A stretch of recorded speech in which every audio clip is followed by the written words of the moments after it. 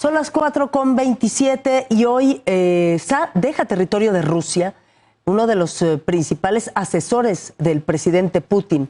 Se cumple casi un mes de la invasión rusa a Ucrania. En Leópolis se preparan ante el temor de más bombardeos. Roger Percival, te escuchamos. Buenas noches. Buenas noches, Carla. Es un gusto saludarte y platicar contigo a estas horas cuando son las 12:27 de la noche aquí en Leópolis. Se cumple en realidad un mes de esta guerra que empezó el pasado 24 de febrero y por lo tanto es un momento de hacer balance de qué ha ocurrido en este último mes. Los distintos frentes están ciertamente estancados. Rusia no consigue grandes avances. Es más, de hecho, sufre algún retroceso porque cerca de la capital, en la población de Makariv, la resistencia ucraniana ha conseguido retomar el control sobre esa población que tomó al principio de la invasión en Rusia, con lo cual es importante desde el punto de vista militar y también desde el punto de vista de los ánimos, desde el punto de vista de la moral de las tropas de Ucrania que han conseguido, como digo, hacerse otra vez con el control de esa población de Makariv, a tan solo 50 kilómetros de Kiev. En Kiev, obviamente, se van concentrando poco a poco tropas rusas, se va estrechando desde hace ya días el cerco sobre la capital. Hay bombardeos también, como hemos informado, sobre la capital ucraniana, pero es importante ese avance de la resistencia ucraniana. Siguen los combates en Mariupol, no nos olvidemos de esa población al sur del país, a orillas del mar de Azov. Siguen los combates allí. Este fin de semana se daba por hecho que Rusia se haría con el control de este importante punto estratégico, pero no es así. Estamos ya terminando el miércoles y todavía siguen los combates. De nada sirvió ese ofrecimiento de rendición que hizo Rusia el pasado domingo. Ucrania no lo aceptó, sigue luchando hasta el final de sus fuerzas para hacerse con el control de esa población, como digo, al sur del país. Y hoy estamos también muy pendientes de qué ocurre en Bielorrusia. Como sabéis, Bielorrusia es un país aliado de Rusia. El presidente bielorruso es un fiel aliado de Putin y hay movimientos interesantes de tropas en ese país que podrían estar preparando ya un traspaso de fronteras para entrar en Ucrania. De hecho, Bielorrusia ha dado un ultimátum de 72 horas para que todos los diplomáticos ucranianos abandonen el país. Y cuando hay movimiento en el plano diplomático puede ser el prolegómeno de algo más.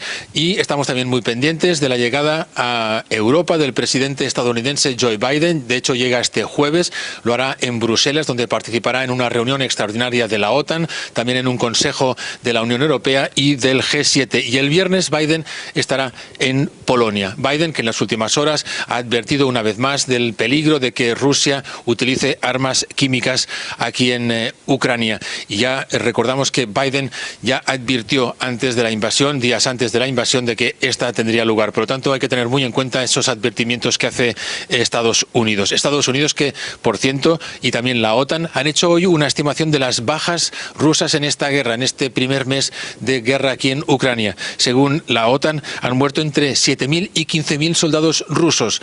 Y hay que tener en cuenta, para tener una idea de lo que esta cifra significa, que en 10 años de guerra en Afganistán, Rusia perdió 15.000 soldados. Exactamente, esas fueron cifras tremendas. Y también muy importante lo que dijo von der Leyen ante el Consejo de Europa, de que Rusia está bloqueando pues decenas y decenas de barcos cargados de trigo que se dirigían hacia Europa y hacia el mundo, considerando que Ucrania es, como lo llaman, el granero del mundo, Roger.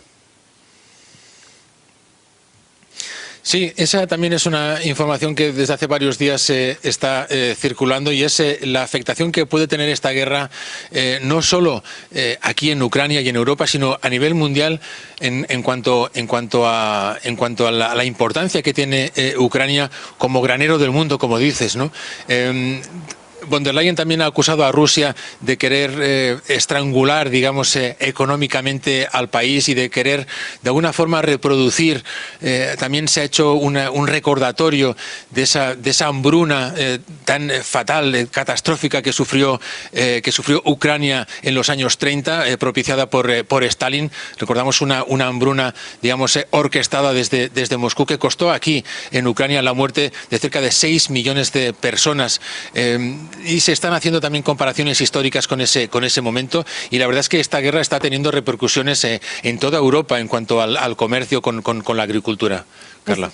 Exactamente, Roger, pues no son buenas noches, más bien Cuídense esta noche tú y tus compañeros reporteros y camarógrafos.